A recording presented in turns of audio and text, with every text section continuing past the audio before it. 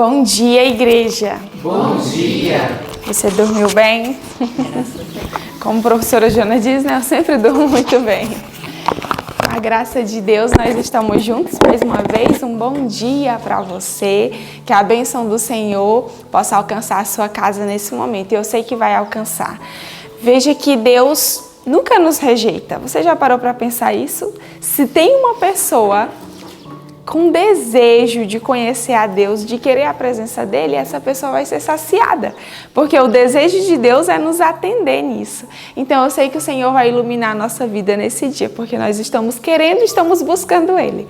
E eu convido você nesse momento a se juntar a nós aqui na escola e vamos orar. Nosso Pai, obrigada, Senhor, pela noite que nos deste em Tua companhia, porque eu sei que os Teus anjos estiveram em cada parte desse local santo, Senhor, guardando cada quarto, cada pessoa que vive aqui. E eu também, junto com os meus irmãos, agradecemos, porque temos a nossa família externa, os nossos irmãos que cada dia, Senhor, tem se juntado a nós nessa adoração e agradecemos pela vida de cada um e queremos rogar que o Senhor também venha em Tua misericórdia e amor inundar a vida deles com a Tua presença nesse dia. Em nome de Jesus, amém. Nós vamos cantar. Quando nós cantamos, não só os males espantamos, mas a nossa vida se enche de alegria. E eu quero cantar com você o hino 284. Obedecer é melhor do que sacrificar.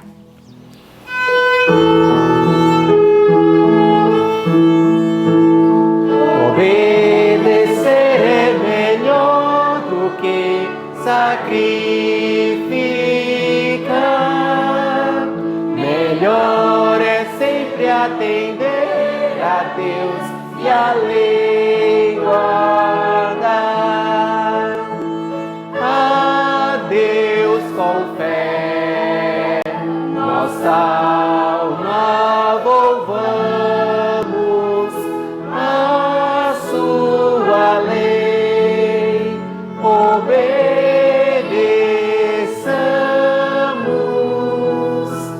pois obedecer é melhor do que sacrificar. Melhor é sempre atender a Deus e a lei guardar. Dizeis que não é preciso, mas a lei guardar. Olha que a Bíblia em lugar algum a faz tombar. A Deus com fé, nossa alma volvamos a sua lei, obedeçamos,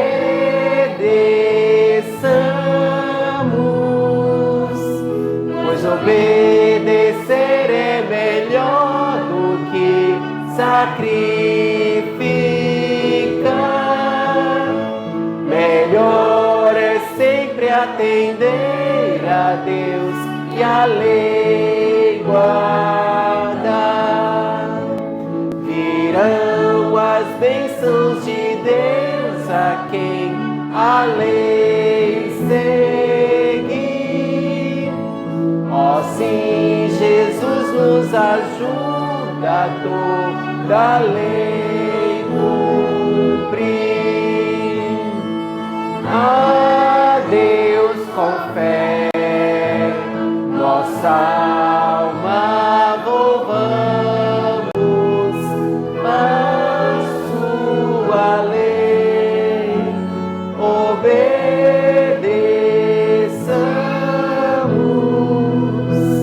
pois obedecer é melhor do que sacrificar. Melhor é sempre atender a Deus e a lei guardar. Amém? Que nós possamos ter desejo, amor e alegria na obediência a Deus. E agora nós vamos falar o nosso verso. Essa semana nós estamos em Lucas, capítulo 12, do verso 3 ao verso 7. Isso? Lucas 12, do 3 ao 7. Vamos falar juntos? Eu queria que você também pegasse sua Bíblia, que você aprendesse junto esse verso tão lindo, tão especial e que vai nos ajudar tanto nestes últimos dias. Então, 1, 2, 3. Lucas 12, do 3 ao 7. Porquanto tudo que em trevas dissestes, a luz será ouvido, e o que falastes ao ouvido no gabinete, sobre os telhados será apregoado.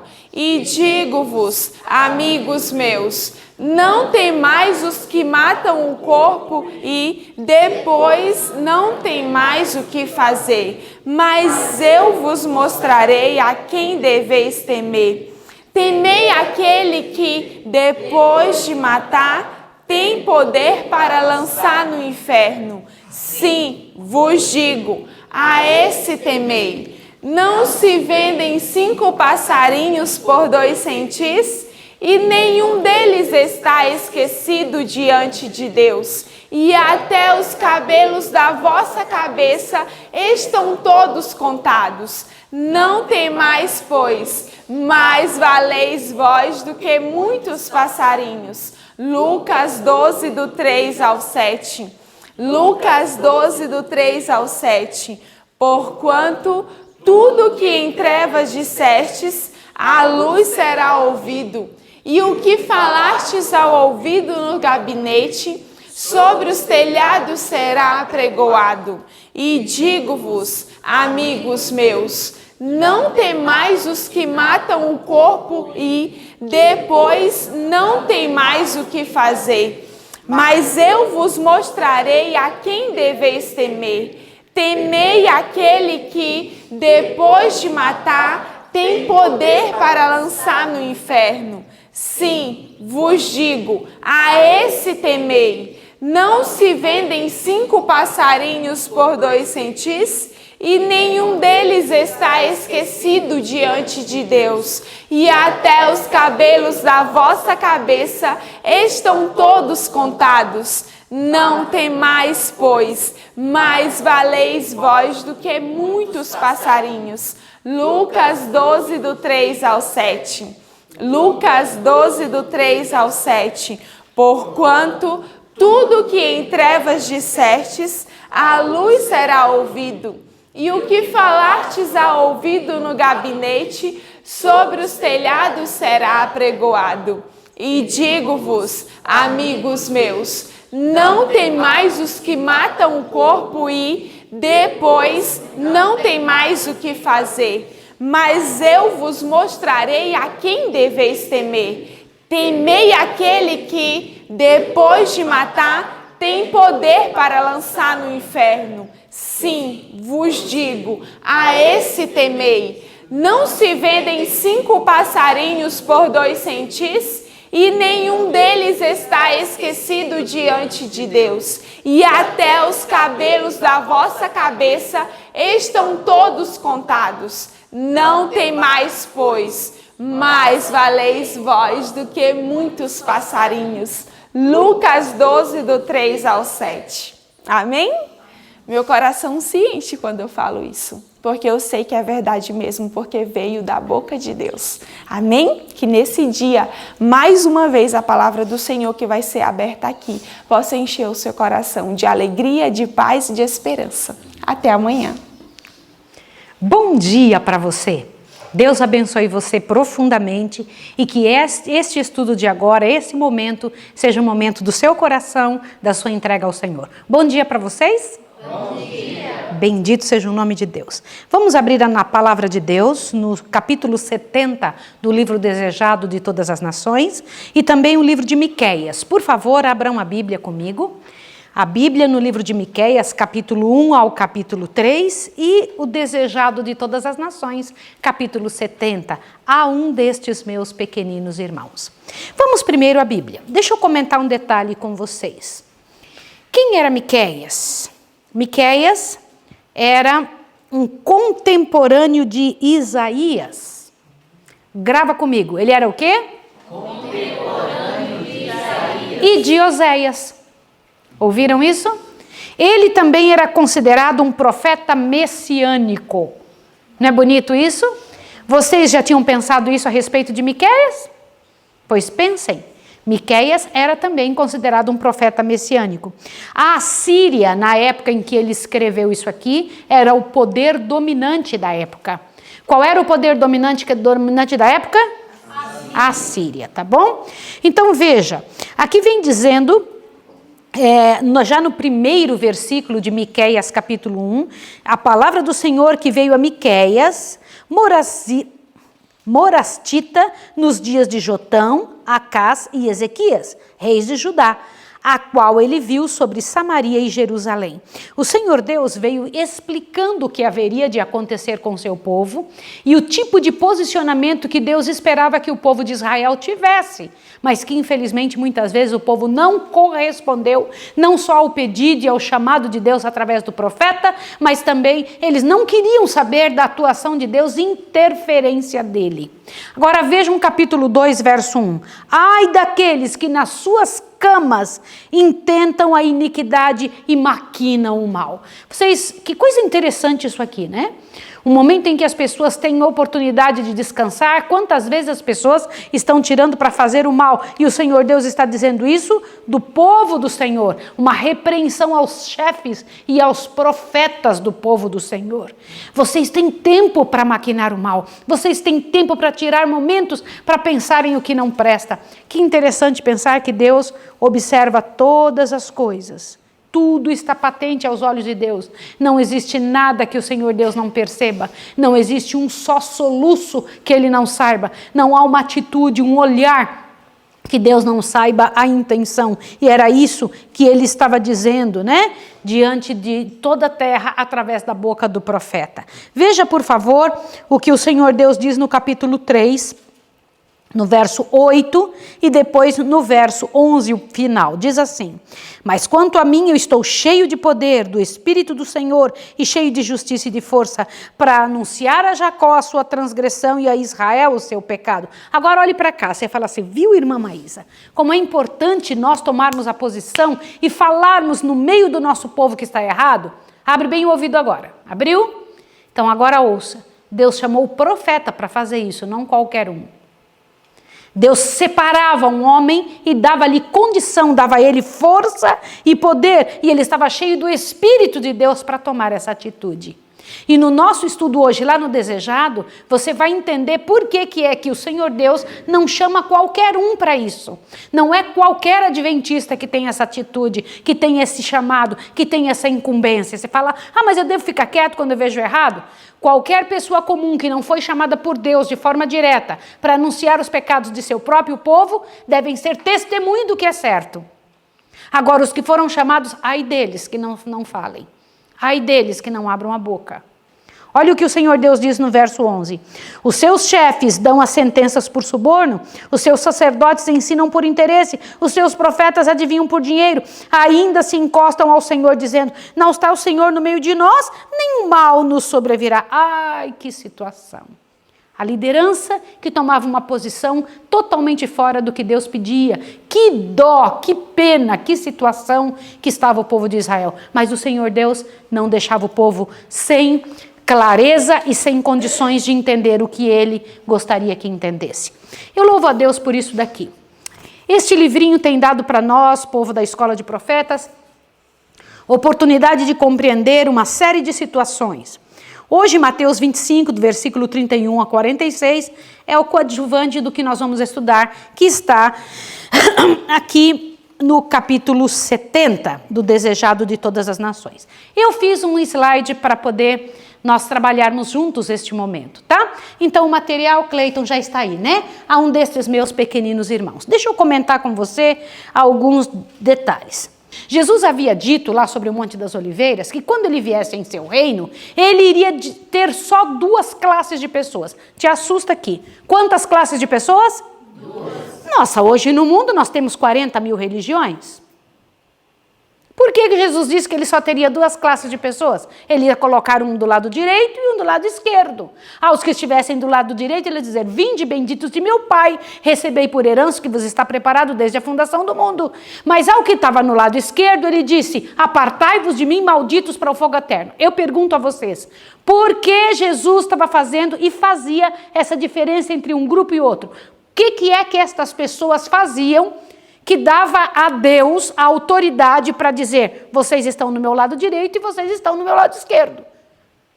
Veja, ele não vai estar olhando este ou aquele outro grupo. Tem uma atitude, só uma atitude. Olha o que diz aqui na palavra de Deus. Presta atenção, que coisa interessante, né?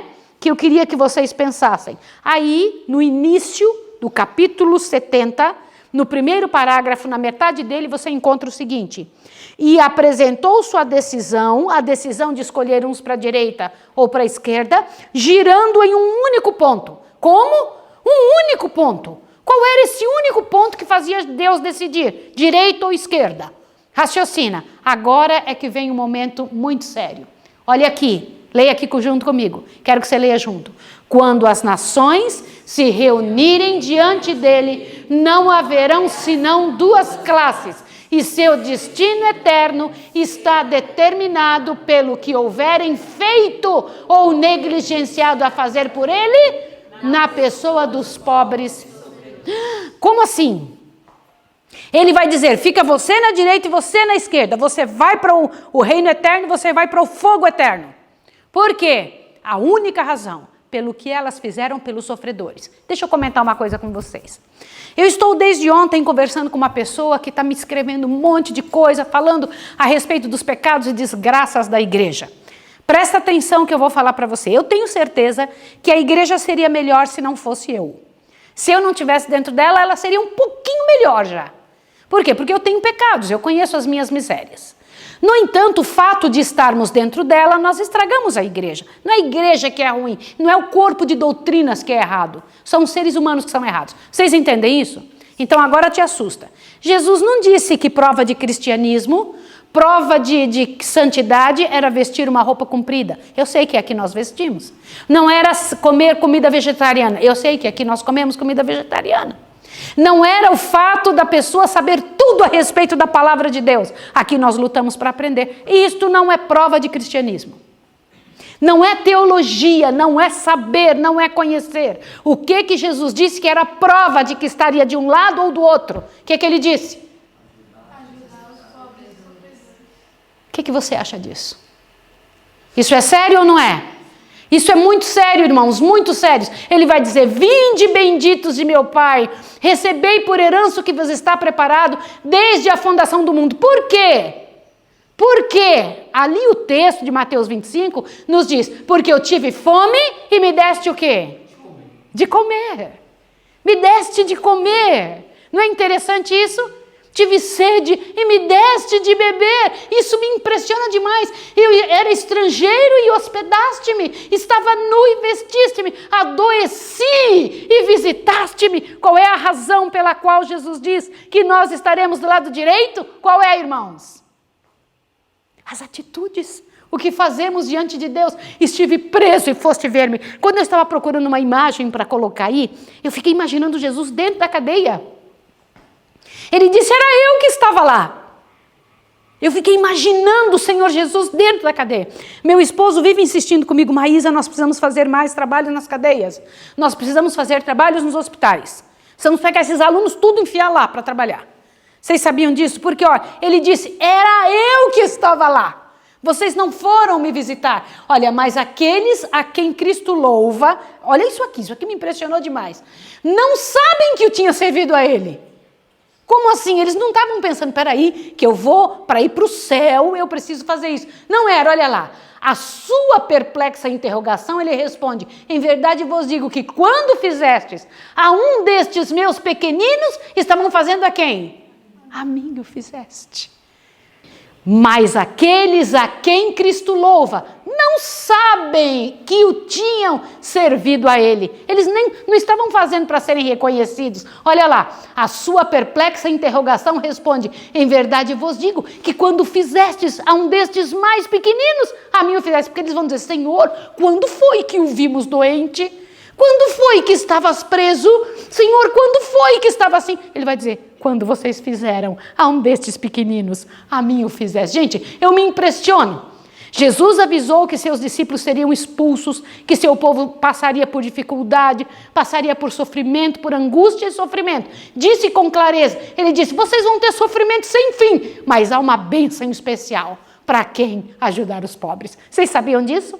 Se vocês que vão ficar sem casa, vão ter 100 vezes mais. Mas ele disse também, eu só descobri isso hoje, ele disse que haveria uma bênção especial para quem ajudasse os pobres e necessitados. Não é bonito demais isso? Não é bom, gente? Isso me enche o coração, né? Todos, ele disse, são irmãos de nosso Senhor Jesus.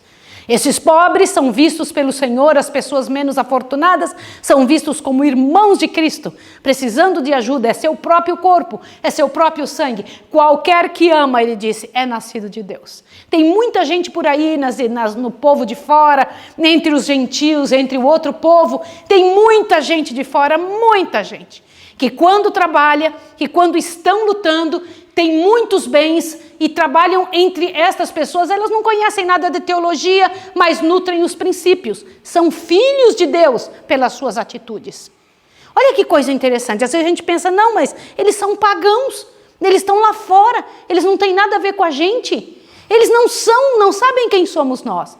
Meus irmãos, quer que eu diga uma coisa? Pelas atitudes deles, eles sabem mais de Jesus do que nós. Pelas atitudes, pela maneira como agem em prol dos sofridos, em prol dos semelhantes. Há pessoas que atendem e recebem bem os missionários, servindo-os em momento de perigo. Quanta gente que não faz parte da nossa igreja fez isso? Sim ou não? Vocês acham que vão ser esquecidos? Jamais, não serão esquecidos. Olha, ele diz assim, como me serviríeis a mim, deveis servir a eles. Gente, isso aqui me impressiona demais. O que você faria se soubesse que Jesus vem aqui hoje?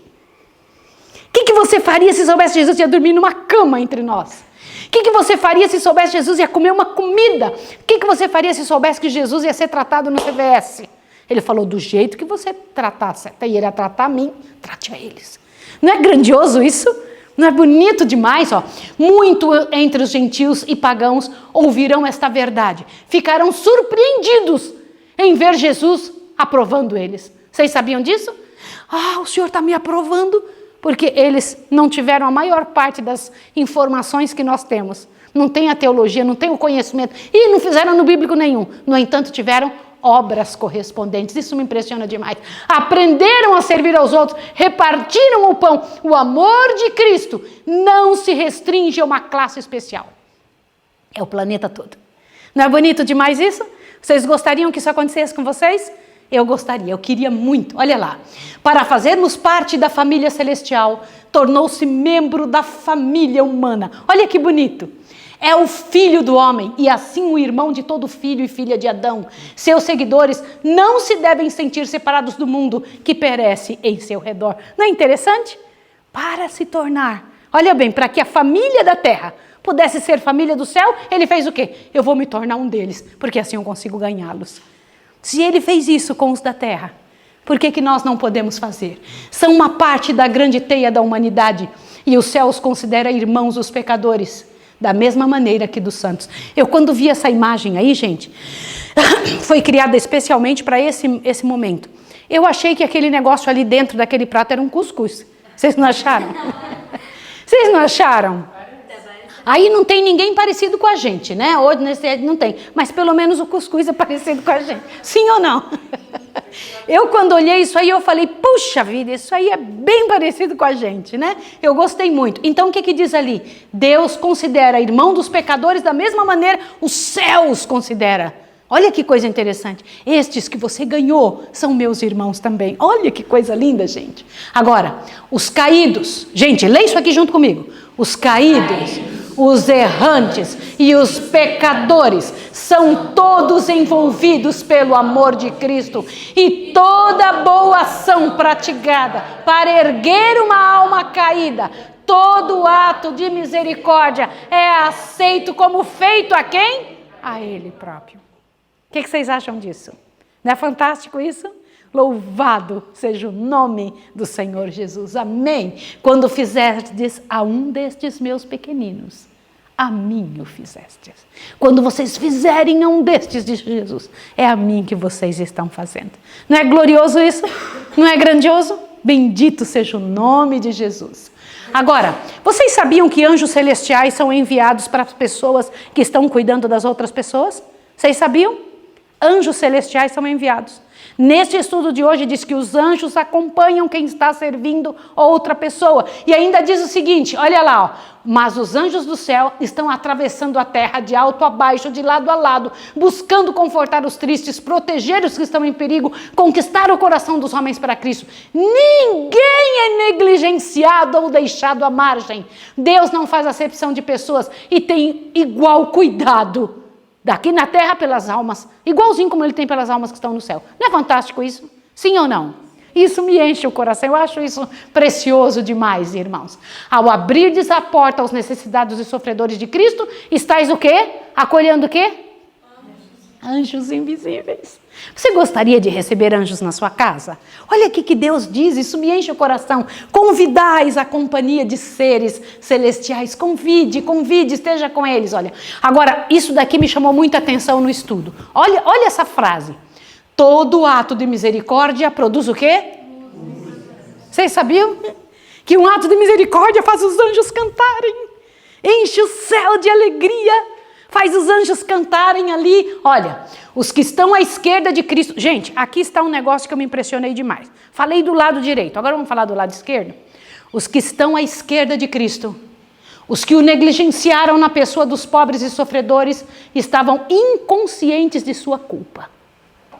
Por quê? Satanás os cegara, não perceberam o que deviam a seus irmãos. Como assim? Deviam. O que é dever? Gente, agora eu tomei um susto muito grande ao estudar aqui. Quer dizer que aqueles que estavam à esquerda nem sabiam que estavam devendo os outros. Devendo no quê? Estiveram absorvidos consigo mesmos e não cuidaram das necessidades dos outros. Quer ver no que deviam? Eu não sei se vocês sabem, mas as pessoas que têm muito dinheiro, a palavra de Deus hoje de manhã nos ensinou o seguinte. O que nos ensinou? Deus deu aos ricos fortuna para quê? Vocês sabem, quando você vê alguém bem rico, pode acreditar. Quem foi que deu a fortuna a essa pessoa? Quem foi? O que diz aí? Deus. Ele deu para quê? Para eles terem um bom carro, para eles terem uma boa casa, para terem roupas fantásticas. Era para isso? Para que tinha sido dado dinheiro para esse povo? O que diz aqui? Para que socorro e confortem seus filhos sofredores. Os pobres são roubados quando nós não os ajudamos. Isso está escrito no estudo de hoje. Os pobres são roubados quando não trabalhamos em favor deles. Isso me impressiona demais, me deixou muito impressionado. Mas Cristo contempla tudo isso e diz, vocês sabem? Quem era, olha lá, fui eu que tinha fome e sede. Fui eu que andei como estrangeiro. Fui eu que estava enfermo. Eu que estive na prisão. Enquanto vocês banqueteavam na vossa mesa rica, eu estava passando fome. Gente, imaginem isso. Não impressiona, não é muito diferente para você perceber isso? Não te enche o coração, não te impressiona demais. Ele diz, eu não tinha onde reclinar a cabeça quando você tinha a sua habitação grande. Quando apinháveis o guarda-roupa de ricos trajes, eu me achava destituído de tudo. Ao irdes em busca de prazeres, eu definhava na prisão. Gente, isso aqui é impressionante demais, demais, demais. Muitos pensam que seria grande privilégio, gente, visitar os lugares onde Jesus passou. Irmãos, quer que eu fale uma coisa? Jesus diz assim, eu estou entre vocês e vocês não estão vendo, na pessoa dos pobres. Não precisa ir lá em Jerusalém, não. Se você quiser ir lá passear, vá. Mas se você quiser encontrar-me, vocês vão encontrar na pessoa dos pobres, dos desfalecidos. Fazendo como Jesus fazia na terra, andaremos em seus passos. Não é fantástico? Não é lindo? Isso me impressiona demais, demais. Milhares nunca ouviram a verdade. Achamos-nos na mais solene obrigação de fazer o que gostaríamos que fizessem para ele. Nós gostaríamos, sim ou não, de que alguém fizesse por nós aquilo que a gente tem que fazer por eles. Isso me chama muita atenção. Ó. Tudo o que quereis que os homens vos façam, fale vocês. Fazeis vós também a eles. Né? Então nós temos essa obrigação diante de Deus. Né? Quem servir aos outros serão o quê? Servidos pelo Supremo Pastor. E tudo de Jesus tem o quê? Comidinha no meio, né? Gente, eu quero que vocês olhem essa imagem. Vocês podem imaginar Jesus dormindo assim? Vocês sabiam que muitas vezes Jesus esteve em lugares desse jeito? Olha só. Eu quando fico imaginando isso, falo, Senhor da glória, meu Senhor esteve assim, parado, deitado, Filho de Deus, a majestade do céu. E nós achamos que nós temos e devemos ter mais privilégio do que Ele, né? Passava noites inteiras clamando por nós, pedindo que a gente tivesse um coração parecido com o dele. Pedindo a Deus, eu tenho certeza absoluta que quando Jesus viveu nessa terra, ele estava orando por quem? Por mim, por você que está me ouvindo. Jesus orou por nós, Jesus clamou por nós. E eu preciso comentar uma coisa com vocês, de uma coisa que ele disse para Moisés. Me chamou muita atenção no estudo de hoje. Leiam isso aqui agora, olha lá. A Moisés, quando chamado a servir a um povo ignorante, indisciplinado e rebelde, foi feito por Deus a promessa, irá à minha presença contigo para te fazer descansar. Olha para cá, olha para cá. O que Jesus disse para Moisés? Minha presença vai contigo para te fazer descansar. Não foi isso? Quando ele estava lutando com aquelas pessoas. Agora, vocês sabiam que essa promessa que ele fez para Moisés serve para quem? Olha aqui, ó. E ele disse, certamente eu serei contigo. Esta promessa pertence a todos quanto trabalham em lugar de Cristo, em favor de seus aflitos e sofredores. Olha aí, todos os que trabalham em favor dos aflitos e sofredores recebem a mesma promessa que Deus fez para Moisés. Não é lindo? É? Gente, que coisa linda, que perfeição, louvado seja o nome de Deus. É porque essa obra é negligenciada que tantos jovens discípulos nunca avançam além do simples alfabeto da experiência cristã. Isso aí me impressionei demais. O Senhor Deus nos ensina que muitos jovens hoje estão perdidos porque não fazem trabalho de missão. Vocês ouviram isso? Que os jovens estão perdidos porque não fazem trabalho de quê? De missão. Que se fizessem, eles teriam foco na vida. Pais, vocês que estão me ouvindo, peguem os seus filhos e saiam, ao invés de pensar em ir para um local fazer Disney, seja o que for, vá com seus filhos numa favela, trabalhem por pessoas que estão necessitando, corram no seu bairro, busquem ajuda. Muitos jovens não estariam perdidos se fizessem esse trabalho, está escrito no estudo de hoje, né? O próprio eu seria esquecido na diligente obra para o bem dos outros. Isso me deixa com o coração muito cheio. Quando amarmos o mundo assim como ele o amou, então sua missão por nós está cumprida. Estamos aptos para o céu, pois o temos aonde?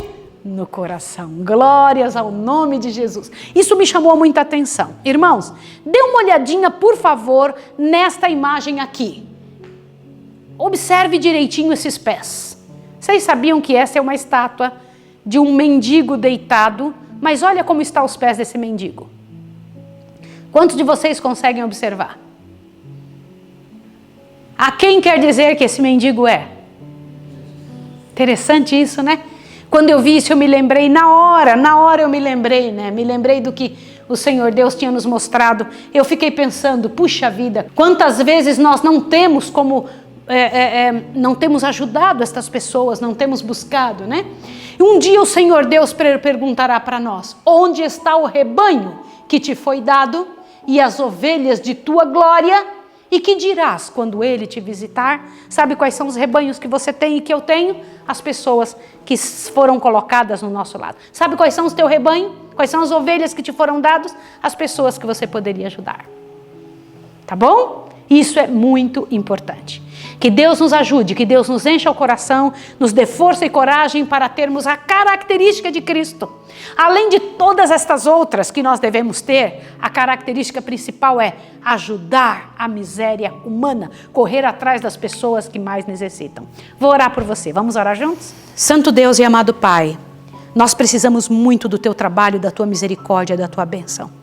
Aqui estamos nós, Senhor, rogando que o Senhor converta o nosso coração.